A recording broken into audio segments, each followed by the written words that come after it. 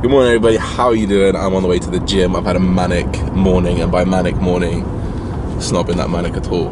This is the worst way to start a video. I'm gonna start again. Good morning, everybody. How you doing? I am on the way to the gym. Today is an important day because today I get to tell you guys the most important thing about fucking bodybuilding, and it's going to be about progressive overload. And this is another shit way to start the video. No, it wasn't.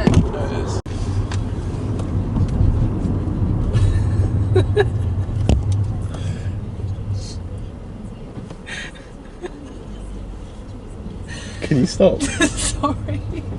Why are you even laughing at me? Good morning, everybody. I've been trying to start this video for the last 3 times, but I failed every single time. This one's going to count even if it goes bad. How are you doing? I'm great, thank you for asking. I'm on the way to the gym. Today is back in hamstring day, so you guys know that I've got the new coach. You guys know that I've started a new program, new training program. The first session that you guys saw was my back and hamstring workout, so we're going back to that today. So you're going to see a lot of the same movements, but what I want to talk to you obviously is about the title of the video, and it's like the most important thing that you guys need to understand about bodybuilding, and it's something that I find a lot of people miss out on, and it's going to be beating your fucking numbers, beating your logbooking in general, and progressive overload. So we're going to talk a little bit about various aspects of doing that throughout the video. But first things first, we're going to get to the gym, we're going to work out, I'm going to talk you through each movement, I'm going to talk you through the workout, and it's going to be a good one. I'm hyped, I'm ready, let's do it. Look at that epic backdrop.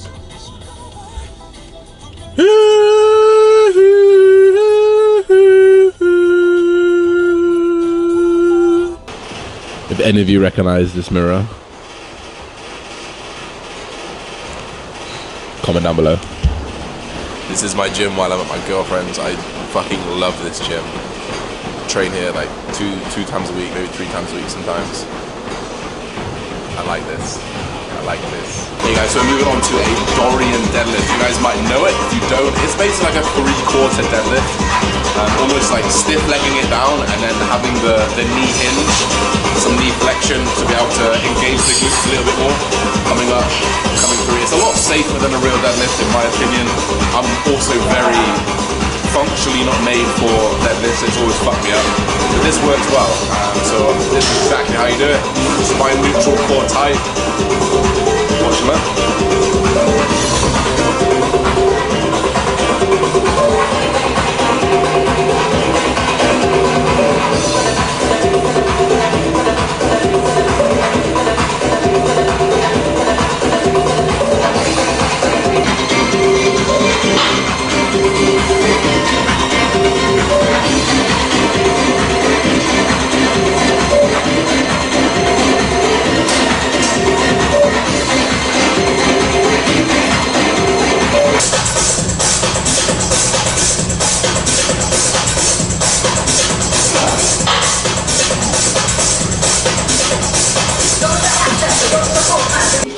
We're going to unilateral leg curls, 1 leg at a time. Always go for the weak leg first, always go for the weaker side first. For me, it's my right. So I'm going to hit my right reps first, and I'm only going to match on my left. If I can do more, I'm not going to do it. That's a keynote to do. If anything weak, train the weak up with the weak side first. For me, my right leg.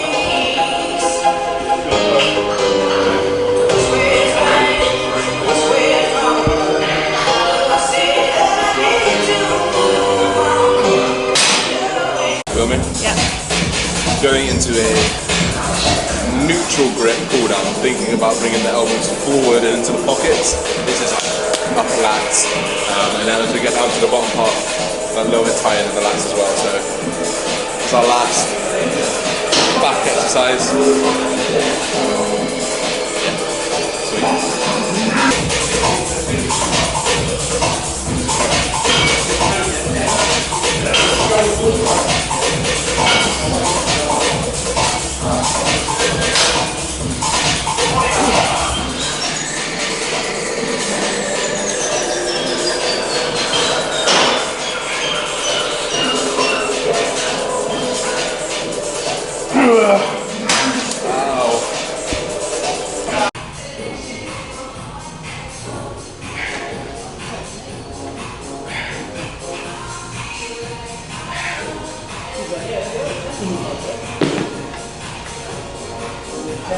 I know a lot of people have difficulty connecting to their rear delt, so if you give this one a go, straight arms into a neutral grip, so palms facing downwards, and it's just straight, without actually protracting our scapulars. We're just coming straight out without the shrug at the top, and this is just going to blow up that rear delt.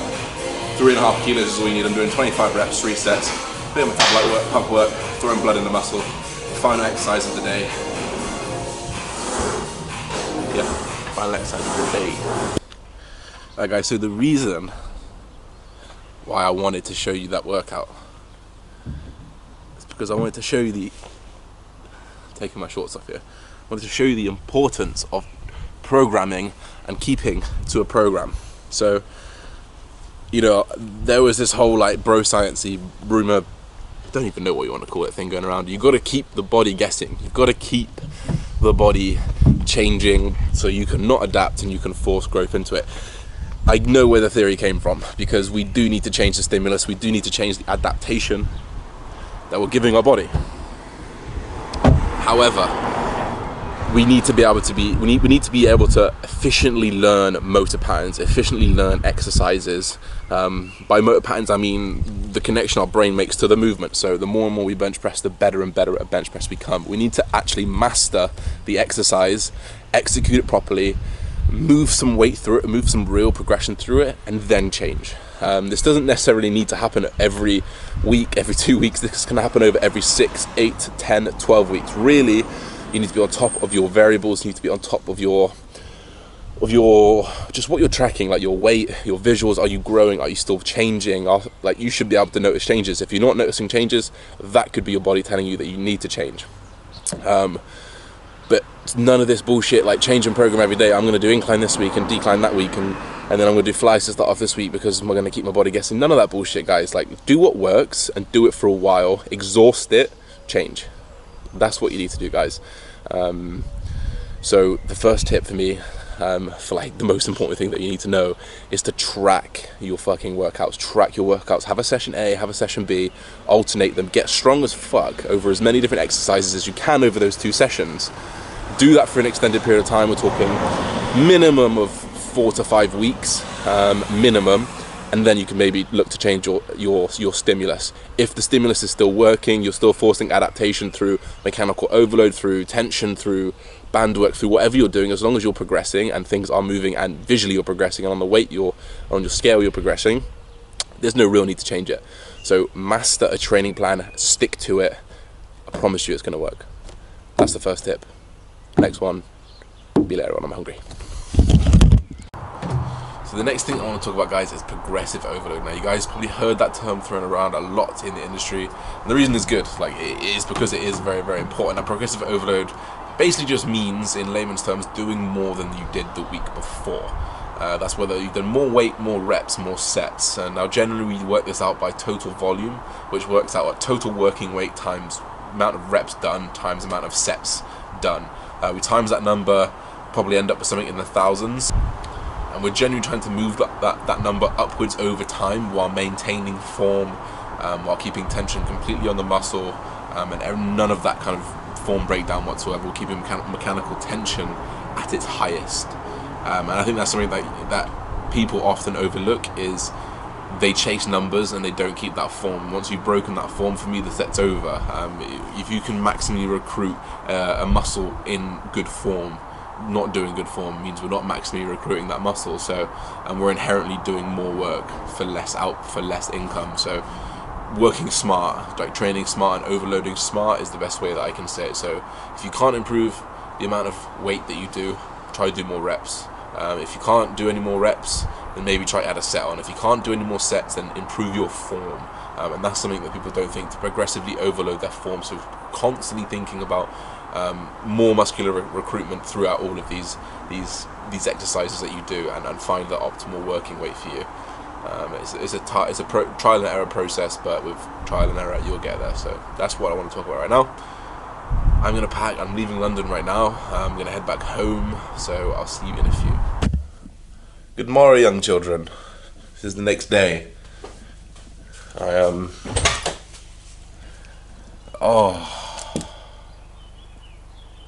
Nothing better at 9 AM. Some vitamin D.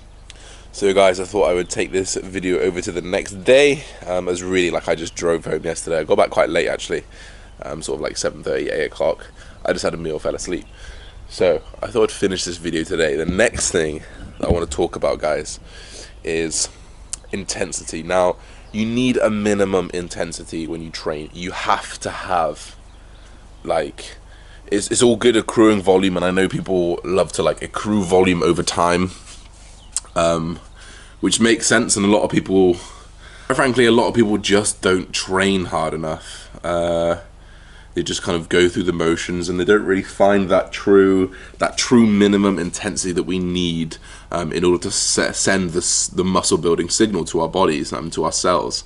And reality is, a lot of people leave too many reps in the tank. A lot of people think they're working harder than they're actually harding, but until you've got someone behind you screaming at you to fucking lift that shit, one more, until you can embed that into your head, it's very difficult to know what like 10 out of 10 failure is. So if you've been pushed to 10 out of 10 failure, you know where it is. You probably need to sit right under that line, and then probably hitting that line every now and again. But if not, you need to find it. And this is me finding it today. Later on, I'm going to skip to the next scene, which is going to be me lifting. Okay, cool.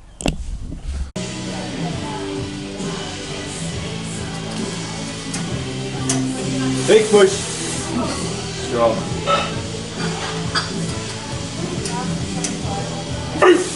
Easy weight.